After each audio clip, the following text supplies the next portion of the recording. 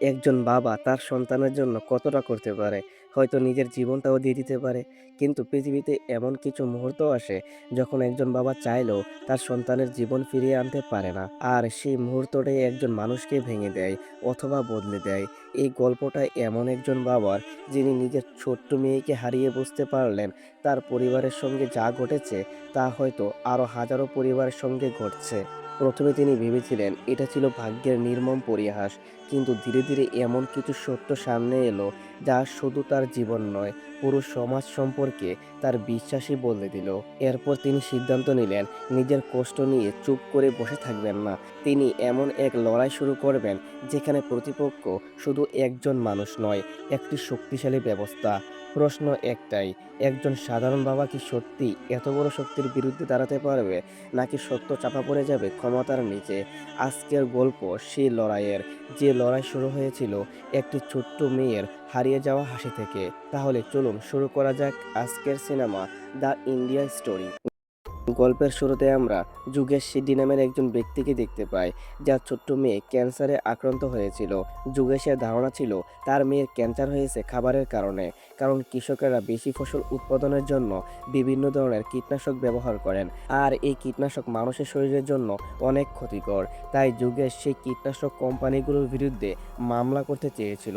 সবার প্রথমে সে থানায় যায়, সেখানে তার সাথে দেখা হয় বিজয় নামের এক পুলিশ অফিসারের সঙ্গে।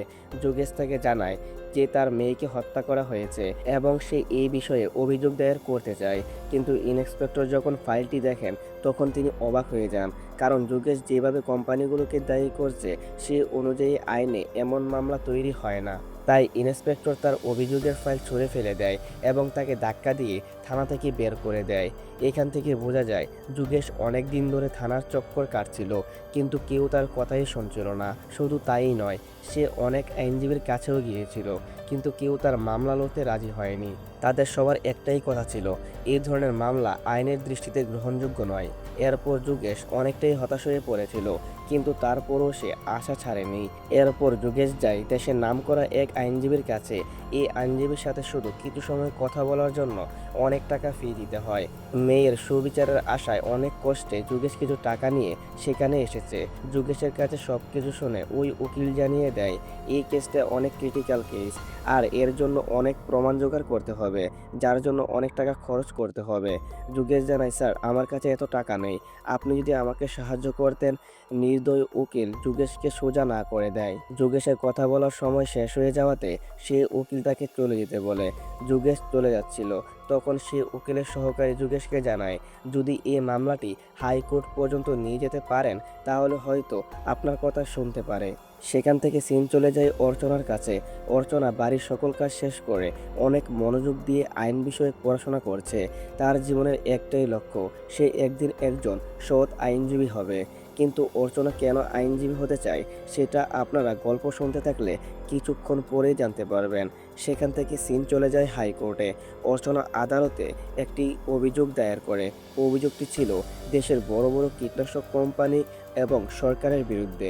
অর্চনার অভিযোগটি মূলত যোগেশের অভিযোগটি। অর্চনা যোগেশের কেসটি নিয়েছে। আদালতের কার্যক্রম শুরু হয়। অর্চনা বিচারককে বলে আমার মক্কেলের মেয়েকে হত্যা করা হয়েছে, আর তার মৃত্যুর জন্য দায়ী সেই কীটনাশক কোম্পানিগুলো, যারা ক্ষতিকর রাসায়নিক ওষুধ তৈরি করে। তাই আমি অনুরোধ করছি আমার এই আবেদনটি গ্রহণ করা হোক। তখন বিরোধী পক্ষের আইনজীবী শর্মা উত্তর দেয়, এইখানে কি কোনো মজা চলছে? আপনি যে অভিযোগ করছেন এই ধরনের মামলা আইনের দৃষ্টিতে তৈরি হয় না। তাই অর্চনা ম্যামকে আগে আইন সম্পর্কে ভালোভাবে জেনে আসা উচিত। অর্চনা বলে, এটা একজন অসহায় বাবার মেয়ের বিষয় যার মৃত্যু হয়েছে, তাই এটাকে হত্যা মামলার হিসেবেই দেখা যেতে পারে। অর্চনার কথা শুনে বিচারকও বলেন একটি শিশুর মৃত্যুর জন্য দেশের কোম্পানিগুলোকে সরাসরি দায়ী করা ঠিক নয়। তখন অর্চনা বলে কারোর সঙ্গে অন্যায় হলে সে প্রথমে থানায় যায়, কিন্তু সেখানে যদি তার কোনো কথা না শোনা হয় তাহলে একজন মানুষ আদালতে আসবে। অর্চনার দাবি ছিল মেয়েটি যদিও ক্যান্সারের কারণে মারা গিয়েছে, কিন্তু এর পিছনে আসল কারণ হলো কীটনাশক কোম্পানিগুলো। কথা বলতে বলতে অর্চনা কৃষক ও সরকারের বিরুদ্ধেও একটি মন্তব্য করে ফেলে। সে বলে, এই দেশের কৃষকরা দায়িত্ব জ্ঞানহীন এবং সরকারও দায়িত্ব জ্ঞানহীন। এই কথা শুনে বিচারক অনেক রেগে যান এবং বলেন, এভাবে আপনি কাউকে অপমান করতে পারেন না। এটা খুবই গুরুত্বপূর্ণ একটি বিষয়। তখন অর্চনা বলে, আমার কাছে প্রমাণ আছে, আমি প্রমাণ করে দেখাতে পারবো যে কৃষক এবং সরকার দুজনেই দায়ী। এই কথা শুনে বিচারকও তার মামলাটি এগিয়ে নিয়ে যাওয়ার অনুমতি দেন। কিন্তু অর্চনা আদালতে যে কথাটি বলেছিল তা খুবই বড় একটি বিষয় হয়ে দাঁড়ায়। তার বক্তব্য পুরো দেশে আগুনের মতো ছড়িয়ে পড়ে। সব কৃষক তার বিরুদ্ধে প্রতিবাদ শুরু করে দেয়। বিভিন্ন জায়গায় অর্চনার পুতুল বানিয়ে পোড়াতে থাকে। কিছু সাংবাদিক গিয়ে যখন কৃষিমন্ত্রীকে প্রশ্ন করেন, তখন তিনি বলেন, এটা শুধুমাত্র একটি ছোট্ট বিষয়, আদালত রায় দিয়ে বিষয়টি শেষ করে দিবে। কিন্তু বিরোধী পক্ষের কিছু রাজনীতিবিদ এই বিষয়টিকে নিজেদের স্বার্থে ব্যবহার করতে শুরু করে। তারা বিক্ষোভ ও অশান্তি সৃষ্টি করে কৃষিমন্ত্রীর পদত্যাগ দাবি করার চেষ্টা করে। এখন পুরো দেশ জুড়ে উত্তেজনাপূর্ণ পরিস্থিতি তৈরি হয়ে যায়। সব কৃষক রাস্তায় নেমে আসে, যার কারণে সরকারের উপর অনেক বেশি চাপ তৈরি হয়ে যায়। এরপর মামলার পরবর্তী শুনানির দিন চলে আসে। এবার কীটনাশক কোম্পানির মালিক তার আইনজীবী পরিবর্তন করে দেয়। আগের আইনজীবী শর্মার পরিবর্তে সে এই মামলাটি একজন নামকরা আইনজীবীর হাতে তুলে দেয়, যার নাম ছিল বন্দন অগ্নিহোত্রী। অগ্নিহোত্রী এমন একজন আইনজীবী যে এই পর্যন্ত কোনো কেস হারেননি। উনি জীবনে অনেক জটিল জটিল কেস সমাধান করেছেন। সেখান থেকে সিন চলে যায় আদালতে। শুনানি শুরু হতেই অগ্নিহোত্রী বিচারককে বলে, যোগেশের মেয়ের ক্যান্সার হয়েছিল। যখন তার মেয়ের অবস্থা খুব খারাপ হয়ে যায়, তখন তার বাবা তাকে বাঁচানোর জন্য সর্বোচ্চ চেষ্টা করেছিলেন। এমনকি মেয়ের চিকিৎসার জন্য নিজের বাড়ি পর্যন্ত বিক্রি করে দিয়েছিলেন। শুধু তাই নয়, তার চাকরিও চলে গিয়েছিল। কিন্তু শেষ পর্যন্ত তার মেয়ে মারা যায়। এরপর অগ্নিহোত্রী আরও বলে, এই কারণে যোগেশের মনে লোভ জন্মে যায়। সে ভাবে, সে যদি এখন কীটনাশক কোম্পানিগুলোর বিরুদ্ধে মামলা করে তাহলে বিষয়টি বড় হয়ে যাবে এবং বড় হওয়ার কারণে কোম্পানিগুলোর মাধ্যমে তার কাছে আসবে সমঝোতা করার জন্য এবং এর বিনিময়ে সে অনেক টাকা নিয়ে নিতে পারবে।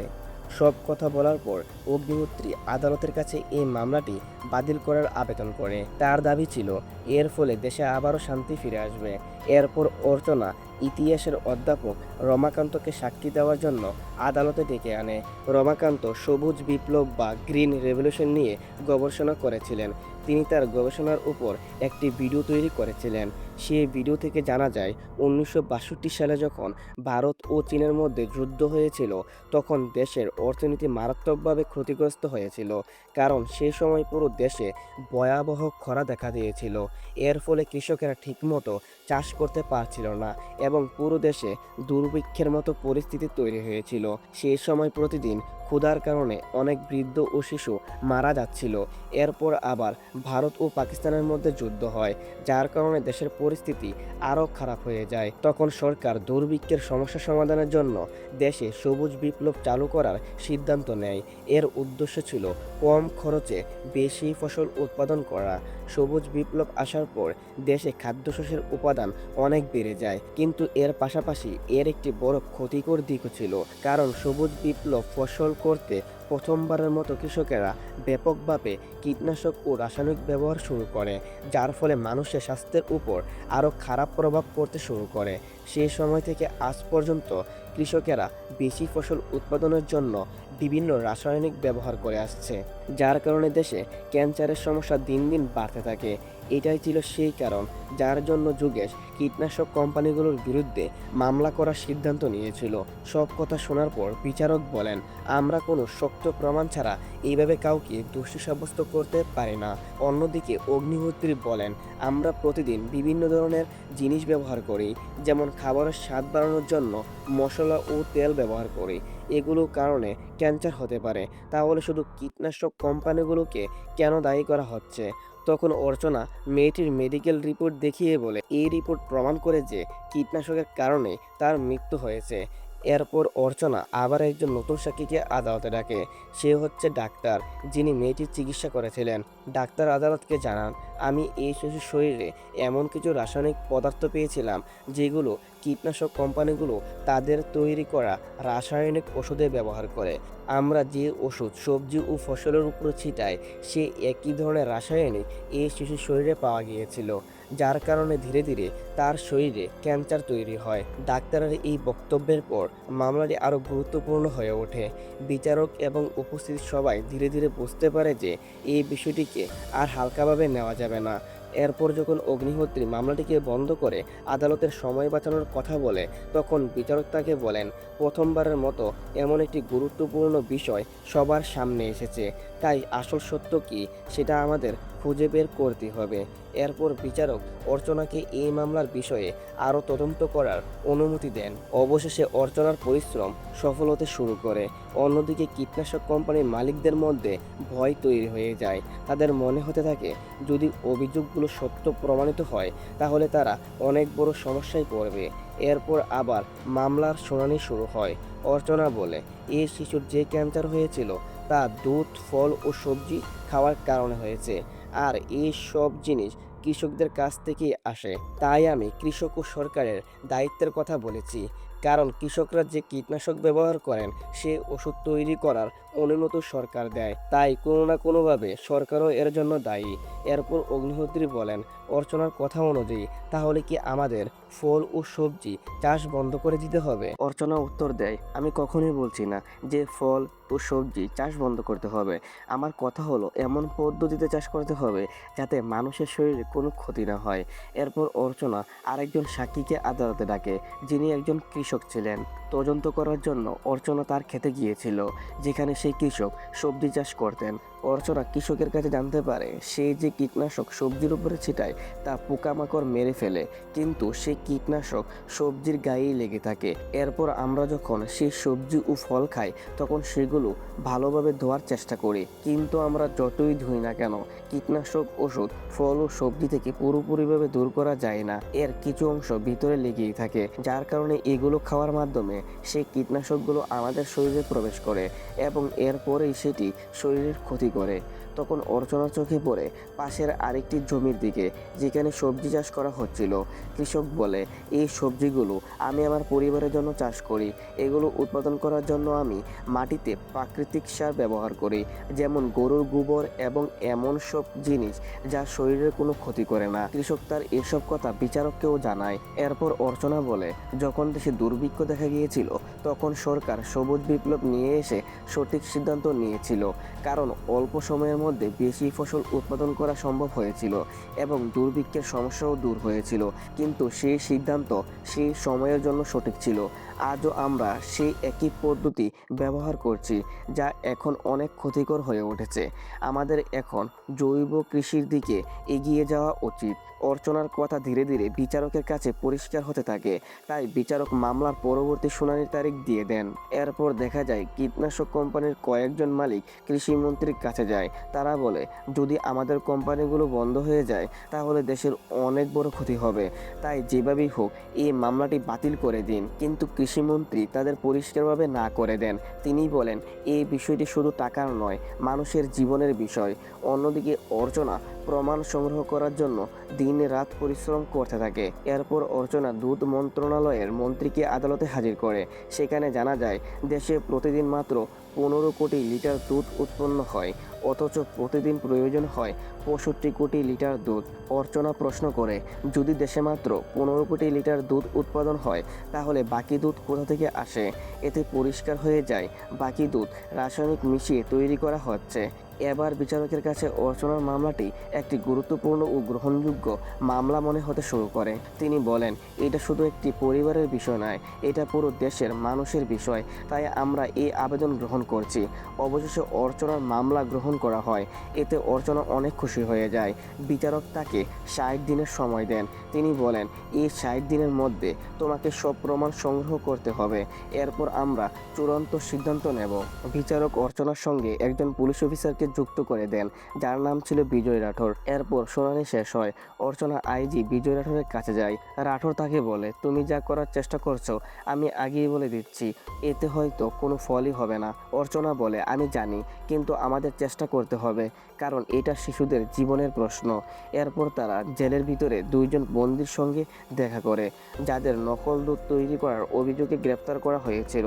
তারা জানায়, যখন কোনো অনুষ্ঠান বা উৎসব আসে তখন অনেক বেশি মিষ্টির প্রয়োজন হয়, তাই বেশি পরিমাণে দুধ তৈরি করার জন্য আমরা রাসায়নিক পদার্থ ব্যবহার করতাম। তারা যে দুধ তৈরি করছিল তা ছিল অনেক ক্ষতিকর। এর থেকে বোঝা যায় বাজারে বিক্রি হওয়া অনেক দুধে ক্ষতিকর রাসায়নিক মেশানো হতে পারে, যা শিশুদের স্বাস্থ্যের জন্য খুবই বিপজ্জনক। এরপর তারা একজন ডাক্তারের কাছেও যায়। ডাক্তাররা জানান, নকল দুধ ব্যবহার করার কারণে শিশুদের ক্যান্সার হওয়ার সম্ভাবনা রয়েছে, আর ভবিষ্যতে এই সমস্যা আরও বাড়তে পারে। এইদিকে বিজয় রাঠোর যখন এসব জানতে পারে তখন সে হতবাক হয়ে যায়, কারণ সে নিজেও সন্তানের জন্য একই দুধ খাওয়াতো। এখন রাঠোর বুঝতে পারে বিষয়টি খুবই গুরুত্বপূর্ণ, তাদের আরও গুরুত্ব দিয়ে কাজ করতে হবে। এরপর তারা দুজন পাঞ্জাবের দিকে রওনা হয়, যেখানে প্রচুর ফসল উৎপাদন করা হয়। অর্চনা ও রাঠোর এমন কিছু পরিবারের সঙ্গে দেখা করে যাদের অনেক সদস্য ক্যান্সারে আক্রান্ত ছিল। সব তথ্য সংগ্রহ করার পর তারা বাড়ির দিকে ফিরে আসছিল। তখন রাঠোর অর্চনাকে জিজ্ঞেস করে, তোমার ক্লায়েন্ট যোগেশ কী করে? অর্চনা জানায়, উনি কিছুই করেন না। রাঠোর বলে, আগে কি করতেন? এখান থেকে গল্প আবার অতীতে চলে যায়। যোগেশ একজন সেনাবাহিনী। যোগেশের 8 বছরের একটি মেয়ে আছে, যার নাম হচ্ছে পরি। একদিন পরি টিভিতে দেখছিল দেশের এক প্রান্তে যুদ্ধ চলছে, যেখানে পরির বাবাও ছিল।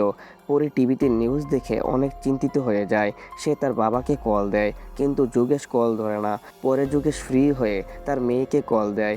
পরি তার বাবাকে বাড়িতে চলে আসতে বলে, কিন্তু যোগেশ চাকরির জন্য বাড়িতে তেমন একটা সময় দিতে পারতো না। সেখান থেকে সিন আবার বর্তমানে চলে আসে। রাঠোর দেখে অর্চনা এই কাহিনী বলতে বলতে কান্না করছিল। রাঠোর আবার জিজ্ঞেস করে, তুমি কি বাবা মেয়ের ভালোবাসা দেখি এই কেসটি নিয়েছ? অর্চনা তখন কঠিন একটি সত্য রাঠোরকে জানায়। অর্চনা বলে, আমি হচ্ছি যোগেশের স্ত্রী, আর সে মেয়েটি ছিল আমার মেয়ে। আমরা দেখি অর্চনা যখন বাড়িতে ফিরে আসে তখন যোগেশ চুপচাপ মন খারাপ করে বসেছিল। সে ঠিকমতো খাবারও খাচ্ছিল না। অর্চনা অনেক কষ্টে তাকে সামলায়। এরপর সন্ধ্যায় তারা দুজন বাজারে যায় সবজি কিনতে। তারা যখন সবজি কিনছিল কয়েকজন দোকানদার তাদের চিনে ফেলে এবং তাদের সবজি দিতে অস্বীকার করে। ধীরে ধীরে সেখানে ভিড় জমে যায়। কৃষকরা তাদের মারধর করতে শুরু করে, এমনকি যোগেশের কাপড় পর্যন্ত ছিঁড়ে ফেলে। এই ঘটনায় যোগেশ অনেক কষ্ট পায়। সেখানে থাকা সবাই তাদের অনেক অপমান করে। এরপর অর্চনা আবার রাঠোরের অফিসে যায়। রাঠোর জানতে চায় পরীর আসলে কি হয়েছিল। সেখান থেকে সিন আবার অতীতে চলে যায়। একদিন হঠাৎ করেই তাদের মেয়ে পরীর শরীর খারাপ হয়ে যায়। প্রথমে অর্চনা ও যোগেশ মনে করে এটা হয়তো সাধারণ কোনো সমস্যা, তাই তারা খুব বেশি গুরুত্ব দেয় না। কিন্তু ধীরে ধীরে প্রতিদিন পরীর শরীর আরও খারাপ হতে থাকে। তখন তারা তাকে ডাক্তারের কাছে নিয়ে যায়। সেখানে তারা জানতে পারে পরীর ক্যান্সার হয়েছে। এই খবর শুনে যোগেশ ও অর্চনা পুরোপুরিভাবে ভেঙে পড়ে, কিন্তু যে কোনো মূল্যে তাদের মেয়েকে বাঁচাতেই হবে। যোগেশ যখন ডাক্তারের সঙ্গে দেখা করে তখন ডাক্তার জানায় পরীর চিকিৎসার জন্য কমপক্ষে 70 থেকে 80 লক্ষ টাকা খরচ হবে। এত বড় অঙ্কের কথা শুনে যোগেশের মাথায় আকাশ ভেঙে পড়ে, কারণ তার কাছে এত টাকা ছিল না। তবুও যোগেশ ডাক্তারকে বলে, আপনি অপারেশনের জন্য প্রস্তুত নিন, আমি যেভাবেই হোক টাকার ব্যবস্থা করব। এরপর চিকিৎসার টাকার জন্য যোগেশ নিজের বাড়িটি বিক্রি করে দেয় এবং পরীকে নিয়ে একটি ভাড়া ঘরে চলে আসে। এর মধ্যে যোগেশ প্রায় 1 বছর ধরে ডিউটিতে যাওয়া বন্ধ করে দিয়েছিল। তখন তার ঊর্ধ্বতন কর্মকর্তা তাকে বলে, অনেক দিন হয়েছে, আমি আর এভাবে সামলাতে পারছি না, তোমাকে চাকরি ছাড়তেই হবে। নিজের মেয়ের জন্য যোগেশ এক মুহূর্ত না ভেবে চাকরি ছেড়ে দেয়, কারণ এই সময় সে শুধু নিজের মেয়ের পাশে থাকতে চেয়েছিল। টাকার ব্যবস্থা হওয়ার পর ডাক্তার পরীর চিকিৎসা শুরু করে। সেখান থেকে সিন চলে আসে আবার বর্তমানে। এরপর অর্চনা ও রাঠোর কেরালায় যায়। সেখানে তারা এমন একটি এলাকায় যায় যেখানে অনেক মানুষ ক্যান্সারে আক্রান্ত ছিল। অর্চনা সেখানকার একজন ডাক্তারের সঙ্গে দেখা করে। তখন ডাক্তার জানায় এই রোগের পিছনে কীটনাশক ওষুধের বড় ভূমিকা রয়েছে। এইভাবে অর্চনা 60 দিনের তদন্ত শেষ হয়। পরের দিন সে আদালতে যায়। আজ তাকে প্রমাণ করতে হবে যে তার মেয়ের মৃত্যুর জন্য কীটনাশক কোম্পানিগুলোই দায়ী। আমরা দেখি যে মানুষগুলো আগে তার বিরোধিতা করেছিল আজ তারাই অর্চনার পাশে দাঁড়িয়েছে এবং তারা জয়ের আশা করছে। অর্চনা প্রথমে সাক্ষ্য দেওয়ার জন্য রাঠোরকে আদালতে দাঁড় করায়। রাঠোর তার তদন্তের কথা জানিয়ে বলে, আমি বিভিন্ন জায়গায় গিয়ে নিরপেক্ষ তদন্ত করেছি, আর আমি যা জানতে পেরেছি অনেক মানুষ সত্যিই কীটনাশকের কারণে মারা যাচ্ছে। শুধু তাই নয়, কেরালা ও পাঞ্জাবে এমন অনেক ঘটনা রয়েছে যেখানে বহু মানুষ এর শিকার হয়েছে। রাঠোর কথা শেষ হতেই অগ্নিহোত্রী অর্চনাকে একটি প্রশ্ন করে। সে বলে, আপনি সবাইকে বলেছিলেন কীটনাশক কোম্পানিগুলো ওষুধ তৈরি করেছে এবং সরকার সেটার অনুমোদন দিয়েছে, তাহলে দুজনেই দায়ী। কিন্তু যে বাবা বাজার থেকে বিষাক্ত সবজি কিনে নিজের মেয়েকে খাইয়েছে সে কি দায়ী নয়? অগ্নিহোত্রী আরও বলে, আমি এখন যোগেশের বিরুদ্ধে তার মেয়ের মৃত্যুর জন্য মামলা করব, কারণ কোনো না কোনোভাবে সেও এর জন্য দায়ী। অগ্নিহোত্রীর কথা শুনে সবাই অবাক হয়ে যায় এবং অর্চনার মুখ বন্ধ হয়ে যায়। তখন বিচারক কিছু সময়ের জন্য বিরতি ঘোষণা করেন। এরপর আবার শুনানি শুরু হয়। এবার অগ্নিহোত্রী অর্চনার বিরুদ্ধে অভিযোগ তোলে সে শুধু নিজের প্রচারের জন্য এই মামলা করেছে যাতে তার নাম হয়। এই কথা শুনে অর্চনার চুপ থাকতে পারে না। সে বিচারককে নিজের পরিচয় জানায়। সে বলে, আমি যোগেশের স্ত্রী আর পরীর মা। আমি আমার মেয়ের হত্যার বিচারের জন্য লড়ছি, কোনো প্রচারের জন্য নয়। এই কথা শুনে সবাই অবাক হয়ে যায়। সেখান থেকে গল্প আবার অতীতে ফিরে যায়। আমরা দেখি পরীকে অপারেশন থিয়েটারে নিয়ে যাওয়া হচ্ছে। কিছুক্ষণ পর ডাক্তার বাহিরে এসে জানায় অপারেশন সফল হয়েছে, আপনার মেয়ে এখন বিপদমুক্ত। এই কথা শুনে অর্চনা ও যোগেশ অনেক খুশি হয়। এরপর তারা পরীকে নিয়ে বাড়িতে আসে। পরী তাদের সঙ্গে অনেক সুখী ছিল। সে অন্য শিশুদের সঙ্গেও খেলাধুলা করত। কিন্তু একদিন খেলতে খেলতে হঠাৎ সে অজ্ঞান হয়ে যায়। যোগেশ আবার তাকে ডাক্তারের কাছে নিয়ে যায়। ডাক্তার জানায় কোনো কারণে পরীর অবস্থা আবার আগের মতো হয়ে গিয়েছে। কিন্তু এবার যোগেশের কাছে আর এত টাকা ছিল না যে এবার আবার অপারেশন করাতে পারবে। তাই ডাক্তারের পরামর্শে সে বোম্বাইয়ের সরকারি হাসপাতালে চিকিৎসা করানোর সিদ্ধান্ত নেয়, কারণ সেখানে বিনামূল্যে চিকিৎসা হতো। যোগেশ তার মেয়েকে ট্রেনে করে নিয়ে যায়। অনেক কষ্ট করে কোনোভাবে সে হসপিটালে পৌঁছায়, কিন্তু হসপিটালের অবস্থা ছিল খুবই খারাপ। কাউকে ঠিকমতো বেড দেওয়া হচ্ছিল না। এত বেশি ভিড় ছিল যে অনেক মানুষ হসপিটালের বাহিরে রাস্তার পাশে বসেছিল। যোগেশ অনেক কষ্টে ডাক্তারের কাছে পৌঁছায়। ডাক্তার বলে দ্রুত চিকিৎসা শুরু করতে হবে, কিন্তু চিকিৎসার নামে শুধু একটি স্যালাইন দেওয়া হয়। এমনকি যোগেশকে নিজের মেয়েকে নিয়ে হসপিটালের রাস্তায় ঘুমাতে হয়। যখন বৃষ্টি হচ্ছিল তখন যোগেশ নিজের মেয়েকে বুকে নিয়ে বৃষ্টিতে ভিজছিল। এর ফলে পরীর অবস্থা আরও খারাপ হয়ে যায়। যোগেশ ডাক্তারকে ডাকতে চেষ্টা করে, কিন্তু ডাক্তার তখন উপস্থিত ছিল না। আর যখনই সে নার্সকে ডাকতে যেত, নার্স আসতে অনেক দেরি করত। শেষ পর্যন্ত সরকারি হসপিটালের অবস্থার কারণে পরীর সঠিক চিকিৎসা হয় না এবং সে মারা যায়। যোগেশ পুরোপুরিভাবে ভেঙে পড়ে। সে নিজের মেয়েকে বাঁচানোর জন্য সব চেষ্টা করেছিল, কিন্তু তাকে বাঁচাতে পারেনি। এই কারণে যোগেশ নিজেকে দায়ী মনে করতে থাকে। অর্চনা বলে, আজ 5 বছর হয়ে গিয়েছে। সেই দিন থেকে আজ পর্যন্ত আমি তাকে আর কখনো হাসতে দেখিনি। এরপর অগ্নিহোত্রী বলে, সব শিশুই একদিন মারা যায়, তাই বলে আমরা অন্যকে দোষ দিতে পারি না। আমাদের এসব বলে সামনে এগিয়ে যেতে হবে। এরপর বিচারক যোগেশকে সাক্ষী দেওয়ার জন্য ডাকেন। যোগেশ বলে, স্যার, আমি একজন সৈনিক। আমার কাছে আমার দেশই আমার মা। যদি আমার মাকে কেউ বিষ দেয় তাহলে আমি সেটা কখনো মেনে নিতে পারবো না। যোগেশ কৃষকদের কাছে ক্ষমা চেয়ে বলে, আমাদের কারণে যদি তাদের অনুভূতিতে আঘাত লাগে তাহলে আমি দুঃখিত। আমি জানি প্রত্যেক মানুষ বেশি টাকা উপার্জন করতে চায়, কিন্তু মানুষের জীবনের চেয়ে বড় কিছুই হতে পারে না। আমরা সবুজ বিপ্লবের নামে এমন এক বীজ বপন করেছি যার কারণে আজ আমাদের কত সমস্যার মুখোমুখি হতে হচ্ছে, কিন্তু কেউ সেই বিষয়টি নিয়ে চিন্তাই করে না। সবাই শুধু দেখে, হ্যাঁ, তাদের পরিবারের একজন ক্যান্সারে মারা গিয়েছে, কিন্তু ক্যান্সার কেন হয়েছে সেটা কেউ দেখতে চায় না। যোগেশ আরও বলে, যেদিন আমার মেয়ে মারা যায় সেদিন সে আমাকে বলেছিল, বাবা, আমার জন্য তুমি অনেক কষ্ট পাচ্ছ। আমি না থাকলে হয়তো তোমাকে এত দুঃখ পেতে হতো না। আমি সবসময় বলতাম আমার একটা ভাই চাই, কিন্তু এখন তুমি আর কোনো সন্তান নিও না, কারণ সেও এই একই কষ্টের মধ্য দিয়ে যাবে। যোগেশের আবেগপূর্ণ কথা শুনে সবার চোখে পানি চলে চলে আসে। সে বলে, আমি একজন সৈনিক, আমি দেশের বাহিরে শত্রুদের সঙ্গে লড়াই করি, কিন্তু বিচারক মহাশয়, আপনারা দেশের ভিতরের শত্রুদের বিরুদ্ধে লড়াই করুন। এরপর বিচারক চূড়ান্ত রায় দেন। তিনি বলেন, আমি কৃতজ্ঞ যে প্রথমবার কেউ এমন একটি গুরুত্বপূর্ণ বিষয় দেশের সামনে নিয়ে এসেছে।